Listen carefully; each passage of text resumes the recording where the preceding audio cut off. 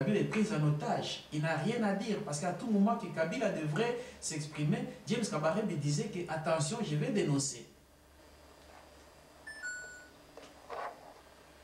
C'est lui qu'on appelle aujourd'hui forcément Joseph Kabila. Joseph Kabila, son père c'est Christopher Kanambe et lui Joseph c'est Hippolyte Kanambe. Alors d'emblée, par notre grande surprise, on nous apprendrait qu'aujourd'hui Joseph est Joseph Kabila. Je pense que Jonathan est là. Jonathan est déjà décédé, c'est Joseph qui l'a assassiné parce qu'ils ont grandi ensemble en Tanzanie. Il connaît mieux l'origine de Messieurs Joseph.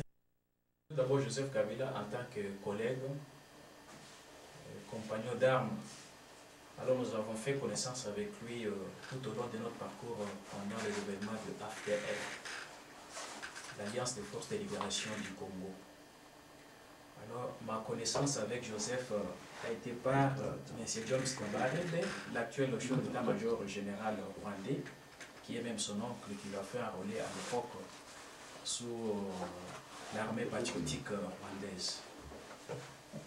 Alors dès que nous sommes arrivés à Mbujimayi, vers le mois de mars 1997, nous avons reçu l'ordre émanant de Joseph Hippolyte Kanambe, alias Kabila,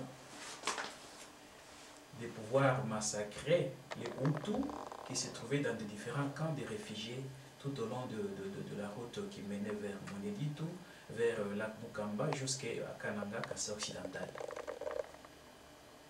C'était en présence de Joachim Ngabo, d'origine officier rwandais, et Johnson, officier rwandais,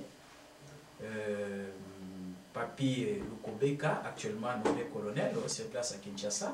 Il était dernièrement commandant, responsable de renseignement militaire dans le Bas-Congo, en remplacement de M. Etienne Kabondi, l'ex-chargé de la sécurité présidentielle de M. Kabila. Alors l'ordre était donné qu'on devrait passer à l'extermination des Hutus, que ça soit sous une discrétion totale. Alors on procédait à prendre les Hutus vifs, on les mettait dans des sacs graviers à diamants, on les amenait souvent vers le fleuve, la rivière Lubilangi, entre Kasaï oriental et Kassa occidental.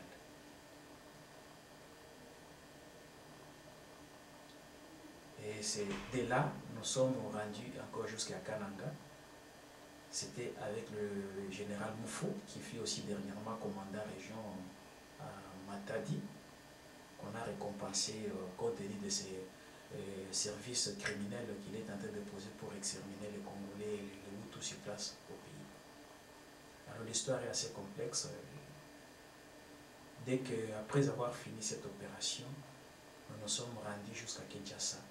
Et c'est tout juste au mois de mai 1997, tout juste au mois de mai 1997, nous sommes arrivés à Kinshasa, où nous avions été accueillis à Nero.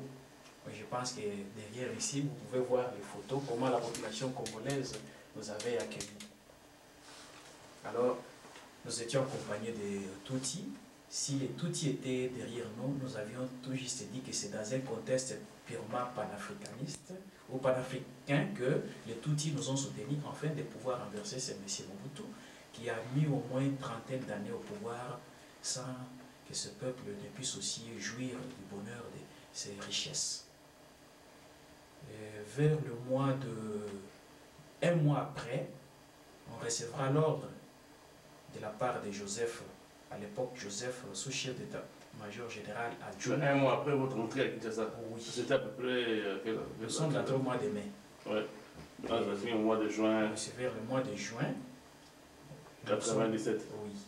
En ce moment, Joseph avait quel poste? Joseph était chef d'état-major général adjoint des forces armées congolaises.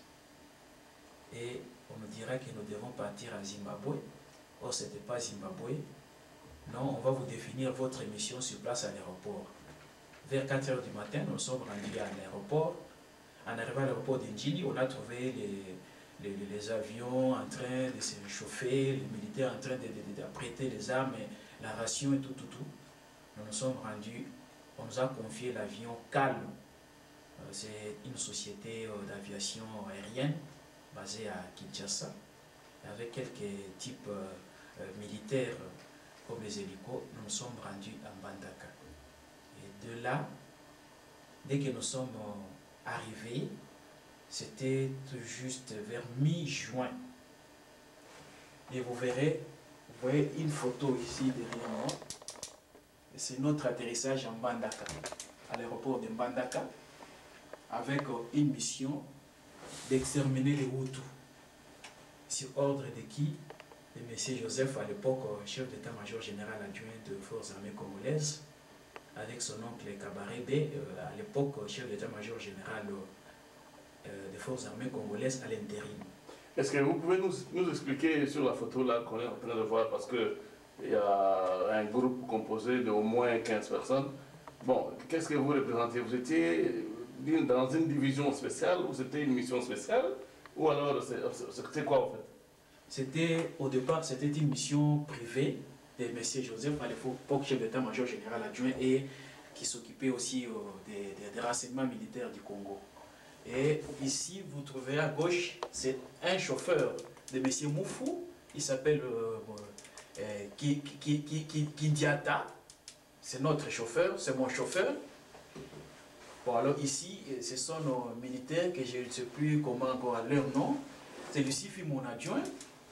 Et c'est lui qui était même le garde du corps du général Dan, l'ancien, le vrai criminel, l'ami personnel à M. Joseph Kabila. Ces garçons furent aussi exécutés 3 semaines après notre arrivée à Mbandaka, après avoir fini l'opération de ratissage et d'exhumation des différents os des Hutus qui furent jetés de part et d'autre.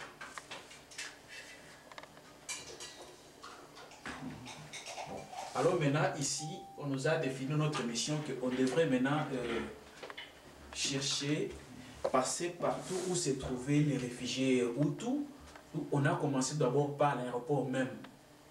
On devrait prendre les Hutus vifs et les placer dans de véhicules type militaire, direction Ouenzi-Sekri. Ouenzi-Sekri, c'est un village à une quinzaine de minutes de Mbandaka. Alors sur place, on m'a même défini ma mission, on a dit que je suis responsable des renseignements militaires, je dois remplacer Alphonse, un sujet Touti, qui était en voie de retourner chez lui. Alors j'ai travaillé avec mon adjoint qui fait Mbombo, Jacques Mbombo, et Kalombo, qui m'a même soutenu à l'époque lors de l'entrée dès qu'on partait accueillir ces ralliés derrière l'Aftel. Alors maintenant, dès que nous sommes arrivés à Ouenzi-Sekri, nous devrions maintenant prendre contact avec M. Noguera.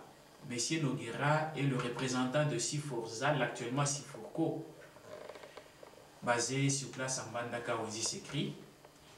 On devrait réquisitionner les barges qui avaient comme mission de mettre les Hutus dedans et les amener vers Irebo. Alors c'est lui qui dirigeait la brigade, c'était Vendissier Moufou Kiana, actuellement général de la 22e brigade à l'époque. Et nous avions pris le barge et nous sommes rendus encore chez un sujet Bankita. C'est un homme d'affaires équatorien, il est basé sur place dans la ville de Mbandaka, qui me connaît aussi 5%. Et il nous a confié les tracteurs qui avaient comme mission d'aller enterrer, creuser, faire des fosses communes, visant maintenant à étouffer et à faire ternir l'histoire de ces réfugiés Hutus. Alors, quelques temps après, on nous enverra un bateau Bobo en provenance de Kinshasa. Au départ, on ne savait pas la mission du bateau Bobo. Dès que le bateau Bobo est arrivé, avant tout, moi j'ai